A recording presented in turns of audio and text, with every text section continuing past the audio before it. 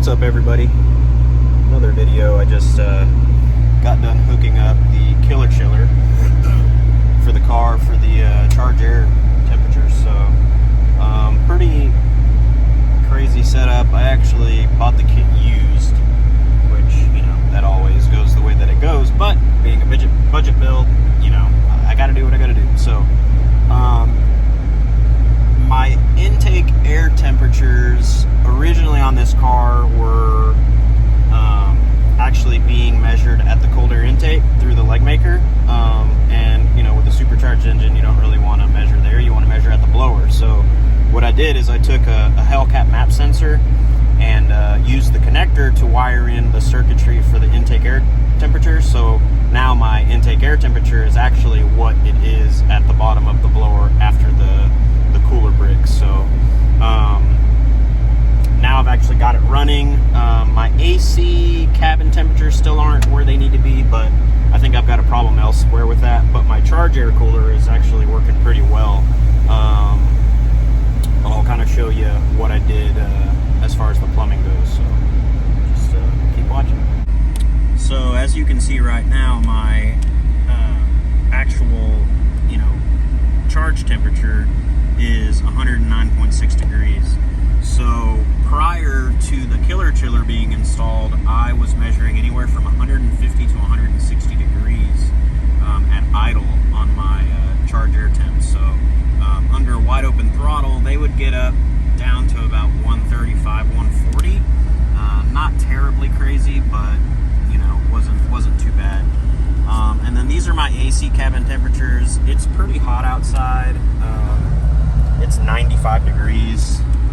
Like I said, I should be a lot colder than that coming out of the charge air, but I mean, everything looks pretty good as far as my you know, my intake air temp sensors. So that's that. So here's a picture of the car with the bumper off of it.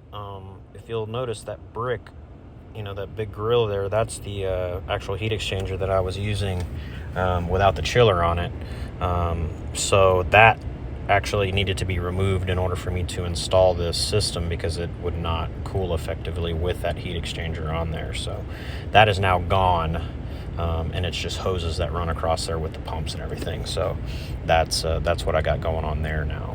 So one thing also that you'll notice on the chiller is this is pretty darn cold. I can actually put my hand on it. I can actually put my hand on the blower. This thing's been sitting here for quite a bit, so I know my blower temps are really a lot colder. And then also you can actually see condensation coming off of these lines. I mean, it's dripping from how cold it is. I mean, it's very cold. Usually I wouldn't be able to touch these lines. So I have my pump in line here at the bottom of my radiator, and all of the plumbing goes into where my fog light usually goes, which I'm going to end up moving because, you know, I want to put my fog lights back in. But that is how cold that thing gets. I mean, you can see how much condensation is coming off of this thing. So, you know, this thing's going to cool a whole lot better as far as the intake air temperature goes. Pretty cool little setup. Well, that's it for this video. It's the killer chiller setup. I'm not sponsored by them. I'm not endorsing them or anything. You know, this kit hasn't really been put to the test yet in the car, so I'm just kind of throwing it out there. So far, so good, though. I mean, my intake temperature sensor went down, you know, 50 degrees minimum right now. So once I get the AC actually blowing cold and get the system, you know, to optimal pressures and everything, I think I'll have a pretty darn good setup. So everything's looking good so far. If you guys have any questions, you know, let me know, put them in the comments, hit the like button, subscribe, share, please. Let's get some more followers to this page, and like I said, I'm going to keep dropping content, and we'll see you guys later. Thank you.